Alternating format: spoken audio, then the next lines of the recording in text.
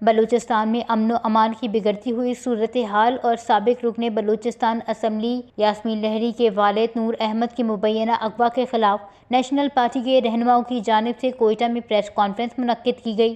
Press conference میں national party کے صوبائی صدر اسلم بلوچ، سابق رکن بلوچستان اسمبلی یاسمین لہری، رکن بلوچستان اسمبلی رحمت صالح اور رکن بلوچستان اسمبلی ام کلثوم سمیت پارٹی کے دیگر رہنما موجود تھے۔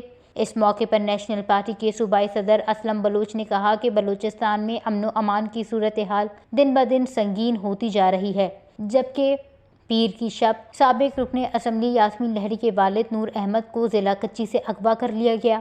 انہوں نے کہا کہ حکومت امن و امان کی بہتری کے لیے سنجیدہ دکھائی نہیں دیتی اور عوام عدم تحفظ کا شکار ہے۔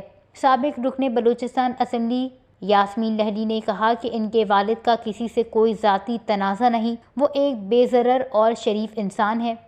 رکن بلوچستان اسمبلی رحمت صالح بلوچ نے کہا کہ نور احمد کی فوری بازیابی کے لیے تمام ریاستی اداروں، سیاسی جماعتوں اور متعلقہ حلقوں کو اپنا کردار ادا کرنا چاہیے۔ انہوں نے مطالبہ کیا کہ اگر کسی نے نور احمد کو اغوا کیا ہے تو وہ اس کی وجہ سامنے لائیں، کیونکہ ایک بے ضرر شخص کو اس طرح اغوا کرنا قابل مذمت ہے۔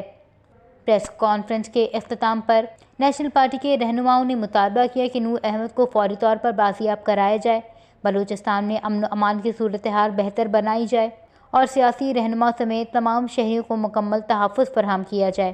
انہوں نے کہا کہ ایسے واقعات کی روک تھام نہ کی گئی تو عوام میں بے چینی مزید بڑھے گی، لہٰذا حکومت اور متعلقہ ادارے اپنی آئینی ذمہ داریاں پوری کرتے ہوئے اس واقعے کی شفاف تحقیقات کریں اور ذمہ دار عناصر کو قانون کے کٹہرے میں لائیں۔ وش نیوز، کوئٹہ، بلوچستان۔